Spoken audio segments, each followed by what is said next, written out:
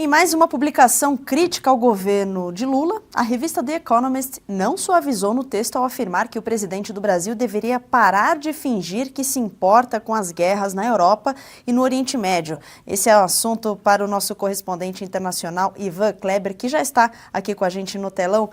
Fala, Ivan, boa tarde. Essa foi a nova da The Economist, que, lembrando que em 2021 teve uma capa do Cristo Redentor lá no Rio de Janeiro, né, recebendo oxigênio, e o título fazia alusão justamente, no caso, à presidência de Jair Bolsonaro. O texto afirmava que se Bolsonaro tivesse a reeleição, seria ruim para o Brasil, que só Lula poderia prevenir isso. Mudou um pouquinho a sensação a concepção da Economist?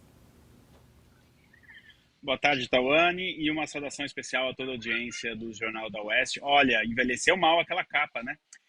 A The Economist, então, neste final de semana, publica este artigo, destacando que uma pesquisa da semana passada, que apenas 28% dos brasileiros aprovam o governo Lula.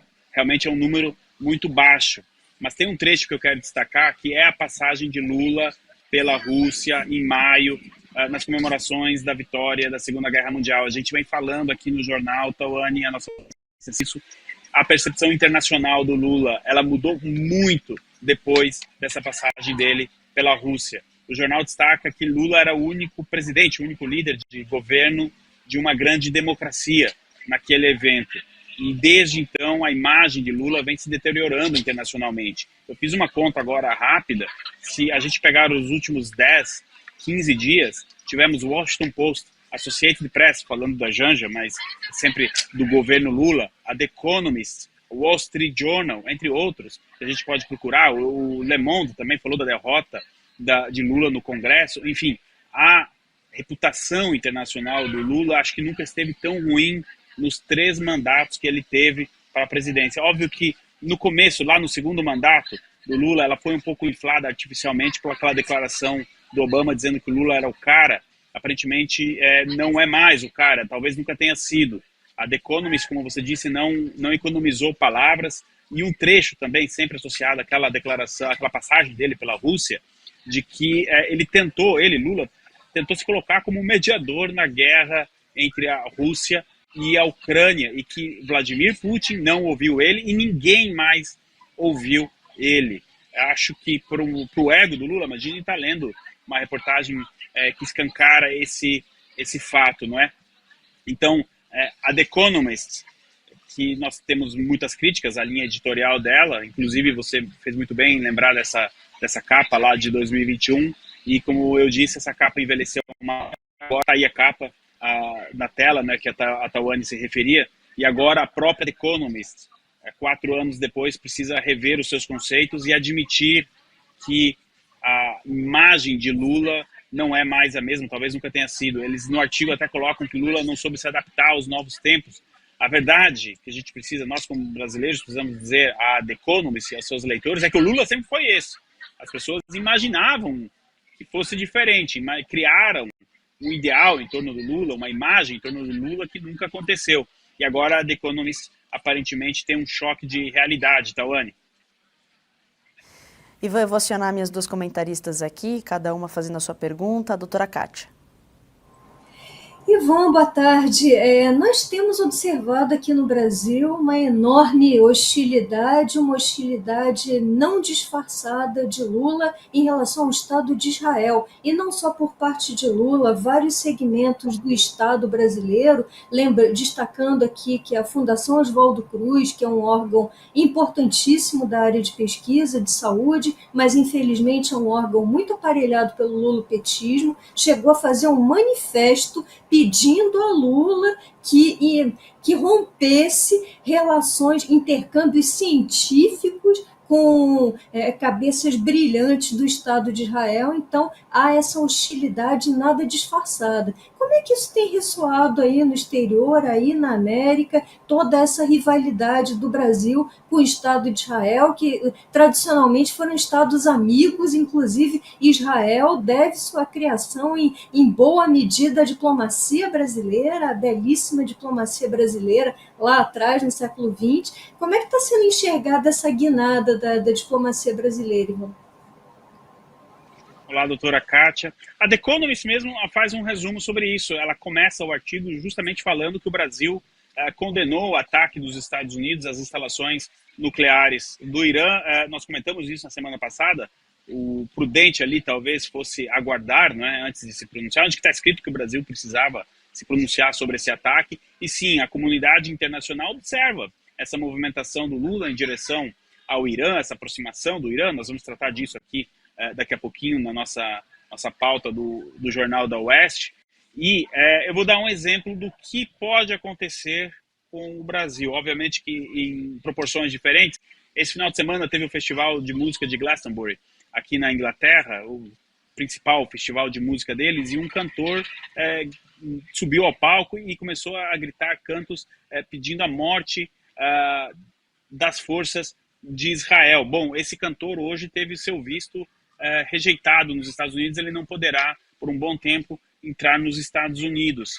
Enquanto Lula continua fazendo essas insinuações, essas declarações, mais ele se aproxima do eixo ali, Irã, China, Rússia, e mais artigos como esse da The Economist vão acontecer. A comunidade internacional já não tolera mais esse comportamento.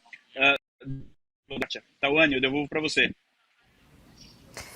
Fabi Barroso, entre outras coisas, né, que o Ivan citou aqui, a The Economist também fala sobre a derrota histórica de Lula no Congresso do IOF e a queda de popularidade, que segundo uma pesquisa da Quest, a desaprovação ao governo chegou a 57% aí no início de junho.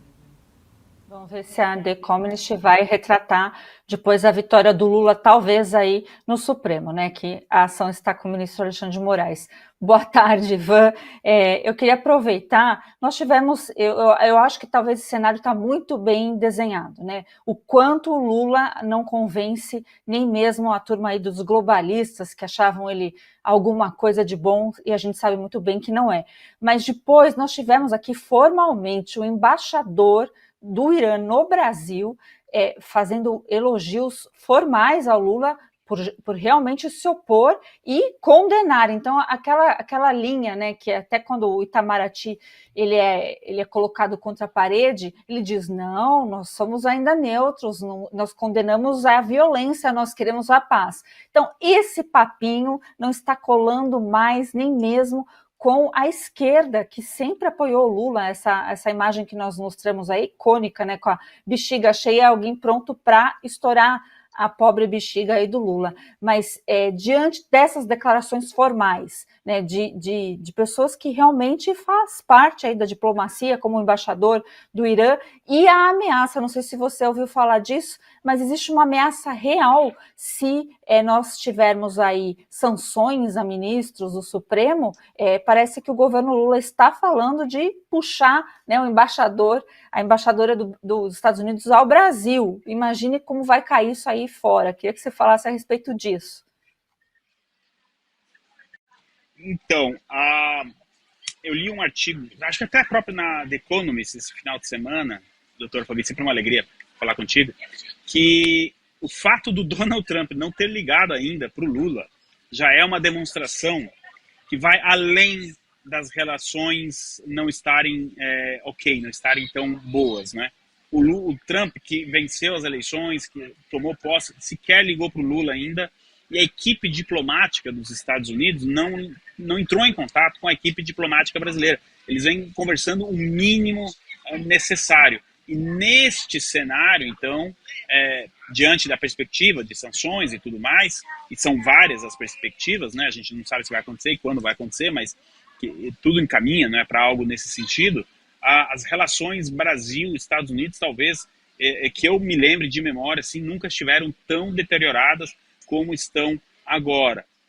Cada vez que o Lula abre a boca para falar de política exterior, para falar, tentar se colocar ali como um mediador do conflito Ucrânia-Rússia, como bem disse a The Economist, ninguém ouviu ele. Não é o Ivan que está falando, não é a revista Oeste que está falando, é a The Economist que disse que ninguém ouviu Lula. Semana passada nós tivemos aí vazando informações para a mídia internacional de que as pessoas não estão contentes dentro do governo com o trabalho da primeira-dama Janja. Do ponto de vista internacional, de fato, eu vou usar um termo que a gente usa muito lá no sul do Brasil, eu sou do sul, é um fiasco. eu não consigo encontrar outra palavra para definir a política internacional do governo Lula. E sobre os 28%, doutora Fabi, você também acompanha muito a política americana, sabe como são os números, enfim. O Biden nunca teve tão mal assim nas pesquisas. Mesmo o Biden, que caía de escada de avião, que não conseguia terminar uma frase, o pior que ele teve ali foi 34%, 35% de aprovação. O Lula está com 28%. Realmente fica difícil acreditar que ele possa estar realmente cogitando a possibilidade de ser candidato em 2026 com esses números. Tawane, eu devolvo para você.